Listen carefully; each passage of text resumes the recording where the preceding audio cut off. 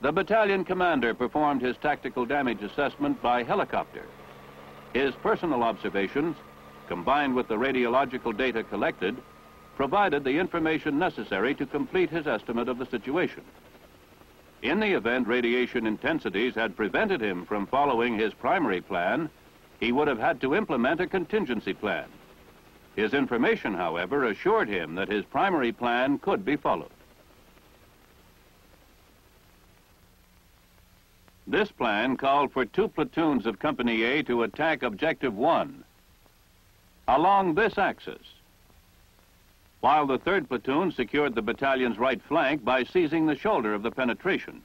In his damage assessment flight, the battalion commander had observed a previously unreported enemy force in an assembly area here. He estimated it to be a reinforced mechanized company. This force would menace his right flank during the movement to seize Objective 1.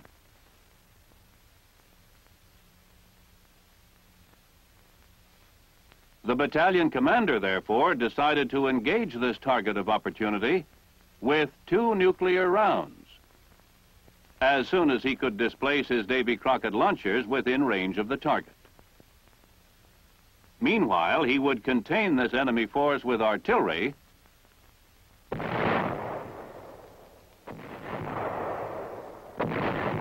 and mortar fire.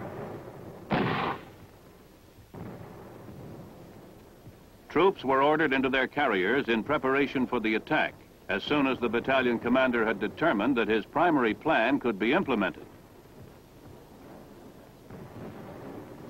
At H+26, with the platoon of tanks supporting the effort of Company A, the battalion jumped off.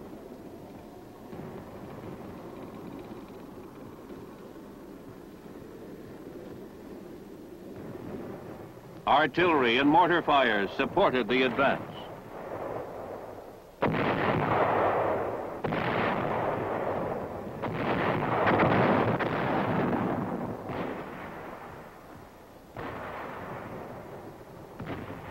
The right platoon of Company A, supported by tanks, seized the right shoulder of the penetration, thereby assuring the remainder of the company free movement toward Objective 1.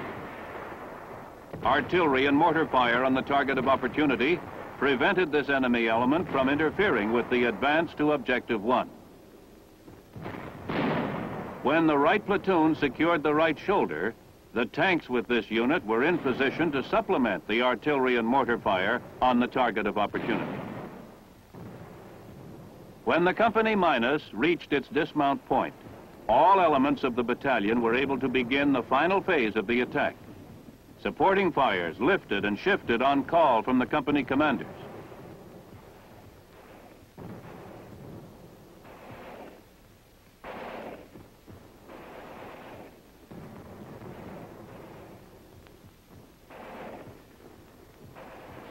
Tanks moved forward in support of the infantry.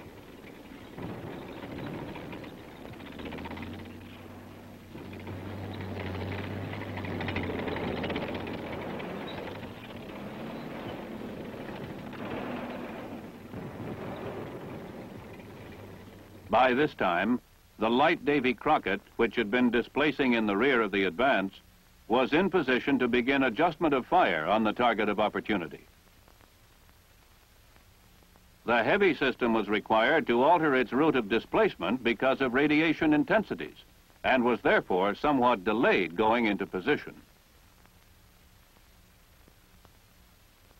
Nevertheless, within 11 minutes of the time Objective 1 was taken, the heavy system was in position and firing its final adjusting round. 2 simulated nuclear fires were placed on the target of opportunity as planned. With this action, the exercise was considered to be successfully terminated.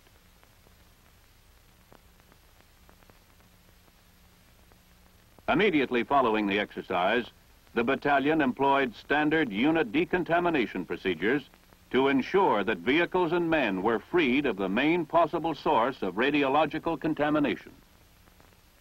Radiac equipment was used to detect contamination exceeding the safety criteria of the exercise. No one needed further decontamination, and only 2 vehicles required a washdown. On this July day, 1962, the Army demonstrated its ability to plan and safely conduct a tactical exercise involving the use of low-yield nuclear weapons. It was further demonstrated that a battalion has the capability to employ the Davy Crockett tactically, and that the doctrine for such employment is sound. The Davy Crockett was not designed to win battles by itself. Only when it is integrated with other combat power available to the commander, as was demonstrated today, does this weapon fill the need for which it was designed, to give the infantry and armor unit commanders simple, yet effectively responsive nuclear firepower.